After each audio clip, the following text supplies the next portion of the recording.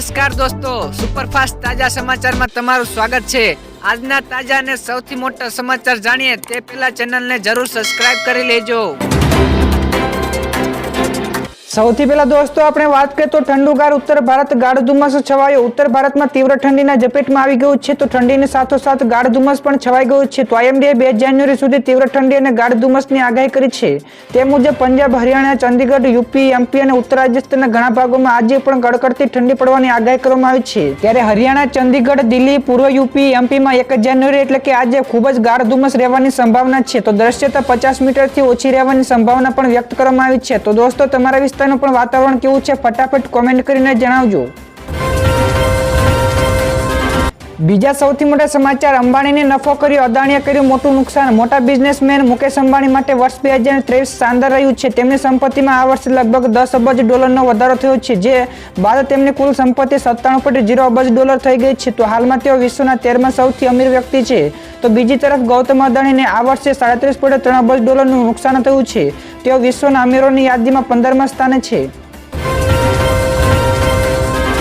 આગળ વધુ એક સૌથી મોટા સમાચાર, ગિફ્ટ સિટીમાં દારૂની છૂટછાટને લઈને નિયમો જાહેર। ગૃહ વિભાગ દ્વારા ગાંધીનગરની ગિફ્ટ સિટીમાં દારૂની છૂટછાટને લઈને સત્તાવાર રીતે નિયમો જાહેર કરવામાં આવ્યા છે, જેમાં વિવિધ નિયમો આપ્યા છે। તો ગિફ્ટ સિટીમાં વાઇન એન્ડ ડાઇન ફેસિલિટીમાં જે છૂટછાટ મળશે, તો પરમિટ હોલ્ડરોને જે સર્વે કરવામાં આવશે, તો લાયસન્સ 1 અને 5 વર્ષ માટે મળશે। તો લાયસન્સના સમય દરમિયાન બાકી રહેલા વાઇનોને જથ્થો પરત જમા કરાવવો પડશે। તો આવા ઘણા બધા નિયમો પણ બહાર પાડ્યા છે।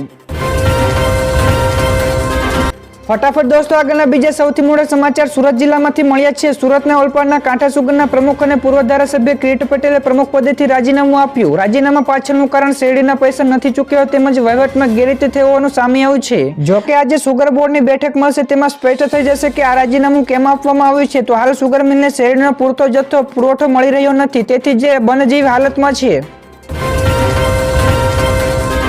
બીજા સૌથી અગત્યના સમાચાર સામે આવે છે। આ વખતે પ્રજાસત્તાક દિવસની ઉજવણી ખાસ રહેશે। ગણતંત્ર દિવસ પરેડ 2024માં આ વખતે 25 મિત્ર દેશોના બાળકો ભાગ લેશે। ત્યારે NCCના મહાનિર્દેશક લેફ્ટનન્ટ જનરલ ગુરબીર પારે જણાવ્યું કે આ વખતે બાળકોને યુવા વિનિમય કાર્યક્રમ હેઠળ બોલાવવામાં આવશે, જેમાં Argentina, Bhutan, Brazil, check Republic, Fiji, Kazakhstan, Kenya, Laos, Maldives અને નેપાળ સહિતના 25 જેટલા દેશોના નામ સામેલ છે।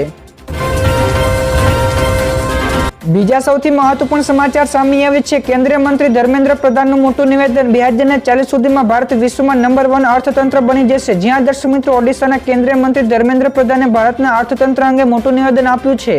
તેમણે કહ્યું કે ભારતનું અર્થતંત્ર વિશ્વમાં 5મા સ્થાને છે, પરંતુ 2040 સુધીમાં ભારત વિશ્વમાં નંબર 1 અર્થતંત્ર બની જશે। તો આયોજન અને તૈયારી વિના આ શક્ય નથી। તો આ ધ્યેયને ધ્યાનમાં રાખીને સ્કિલ્ડ હબની કલ્પના કરવી જોઈએ। ત્યાર પછીના આગળના બીજા સમાચાર વિશે દોસ્તો આપણે વાત કરીએ તો ગઈકાલે PM મોદીએ મન કી બાતમાં ડોક્ટર જગદીશ ત્રિવેદીનો ઉલ્લેખ કર્યો। જ્યાં દર્શક મિત્રો મન કી બાતમાં પ્રધાનમંત્રી નરેન્દ્ર મોદીએ ગઈકાલે ગુજરાતના લોક ડાયરાકાર કલાકાર જગદીશ ત્રિવેદીનો ઉલ્લેખ કર્યો છે। તો PM મોદીએ જગદીશ ત્રિવેદીની સામાજિક સેવાઓને વખાણી છે। તો જગદીશભાઈ સામાજિક કાર્યકર અને કલાકાર છે। તો તેમને ડાયરામાંથી થયેલા 9.25 કરોડની આવક સામાજિક સેવામાં ઉપયોગમાં લીધી છે। ત્યાર પછીના દોસ્તો આગળના બીજા સમાચાર વિશે ઝડપથી આપણે વાત કરીએ તો ઇઝરાયલ અને હમાસ વચ્ચેના યુદ્ધમાં 70% ઘર અને ઇમારતો નષ્ટ થઈ। જ્યાં દર્શક મિત્રો છેલ્લા 3 મહિનાથી ઇઝરાયલ અને હમાસ વચ્ચેના યુદ્ધમાં ગાઝાને મોટું નુકસાન થયું છે।